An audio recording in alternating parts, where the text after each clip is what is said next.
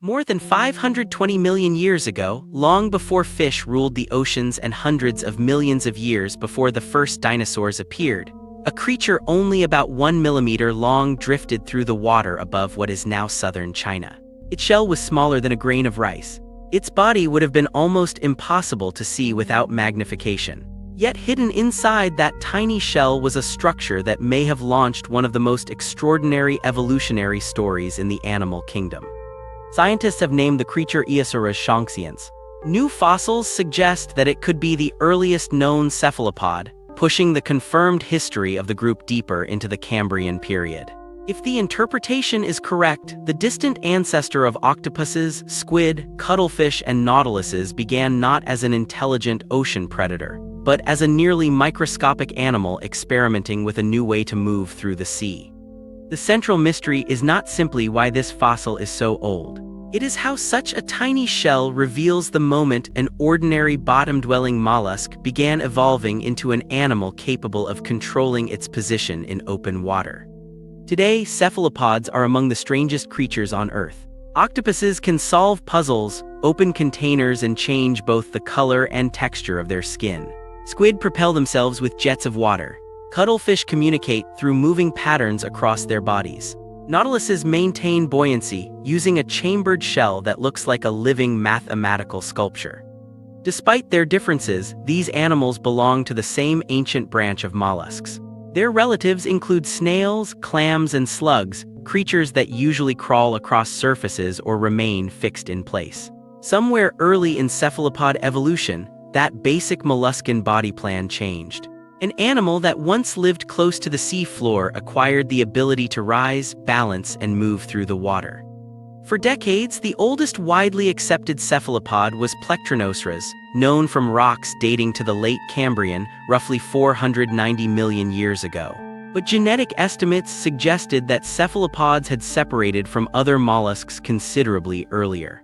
That created a gap of tens of millions of years between the evolutionary timeline predicted by molecular evidence and the fossils scientists could actually find. Several much older fossils had been proposed as early cephalopods, but their identities remained disputed. A cone-shaped shell alone is not enough. Many unrelated animals produced similar shells. Researchers needed evidence of the specialized internal structure that distinguishes true cephalopods from other shelled organisms. That evidence appears inside Eosaurus. The fossils were recovered from the Shuo Formation in South China, rocks deposited during Cambrian Stage 3 about 520 million years ago. This was a transformative period in the history of life.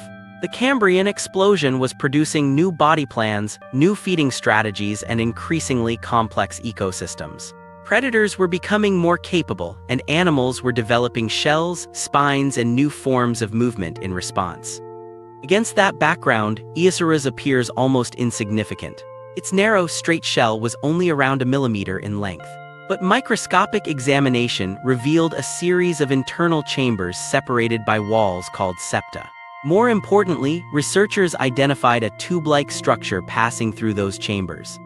That tube is called a siphuncle. In later cephalopods, the siphuncle became the biological machinery behind buoyancy control. It connects the chambers inside the shell and allows the animal to regulate the amount of liquid and gas within them. By changing the contents of those chambers, a cephalopod can alter its overall density and control whether it rises, sinks, or remains suspended in the water. The easiest comparison is a submarine adjusting its ballast tanks.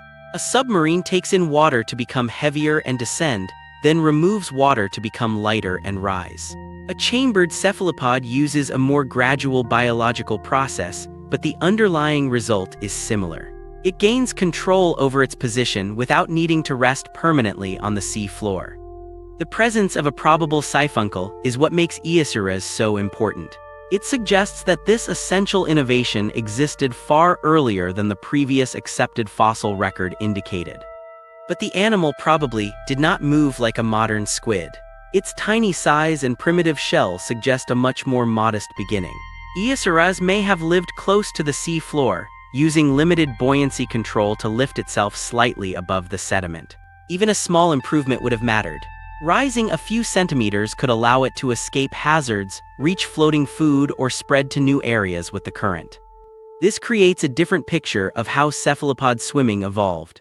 The first step may not have been fast jet propulsion or active hunting.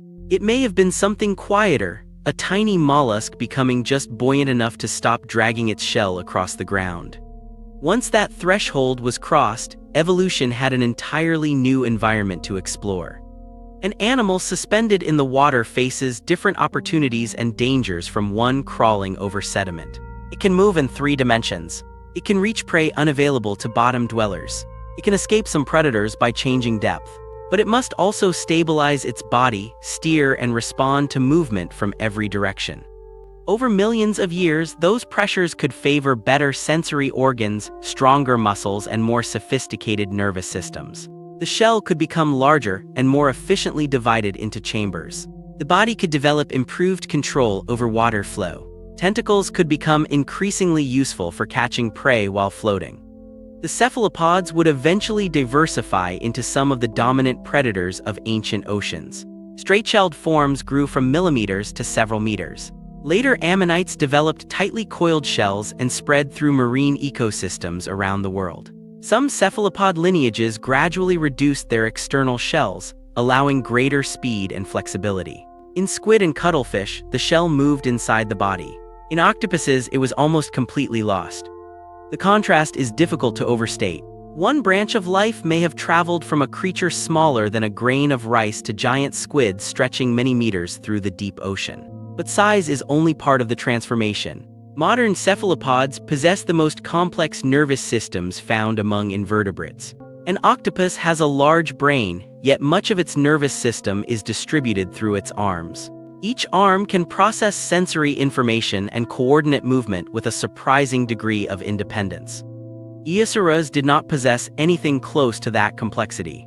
The fossil does not show that advanced intelligence appeared 520 million years ago.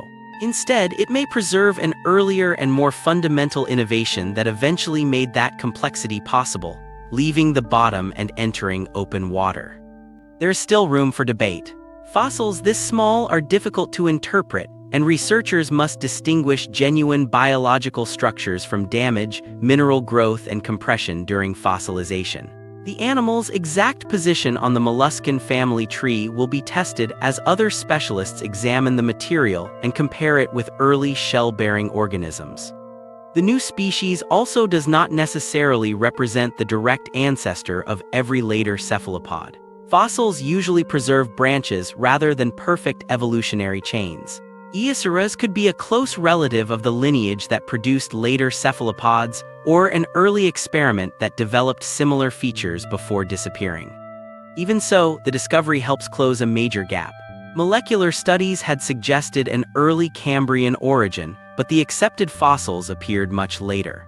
Eosaurs brings physical evidence much closer to the genetic timeline. It also shows why some of the most important discoveries do not arrive as giant skeletons or spectacular museum displays.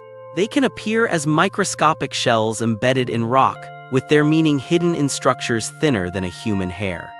The discovery may also change where paleontologists search. If the earliest cephalopods were only a millimeter long, traditional fossil collecting could easily miss them.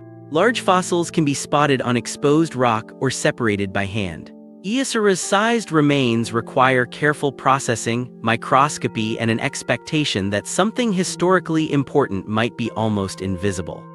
Other early Cambrian formations may already contain similar fossils. They may have been classified as unrelated shell fragments because no one expected true cephalopods to exist that early.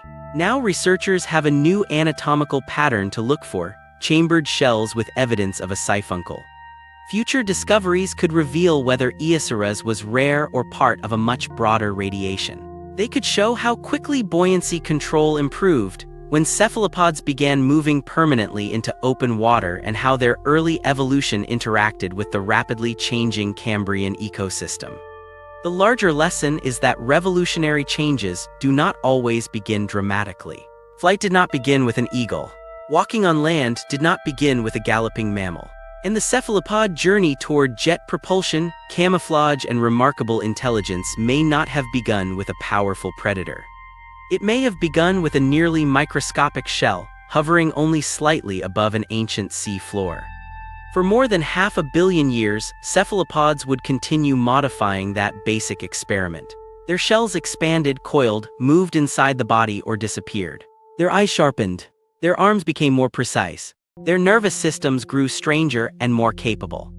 Today, an octopus can explore an object with thousands of chemical and touch receptors across its suckers. A cuttlefish can transform its appearance in a fraction of a second. A squid can disappear into dark water with a burst of jet propulsion. But the first chapter of that story may be preserved in Eosauros shonxiens, an animal so small that dozens could have rested on a fingernail. The fossil does not show us the first ocean genius. It shows something more basic and perhaps more important, the moment when a tiny mollusk developed the machinery to leave the ground beneath it.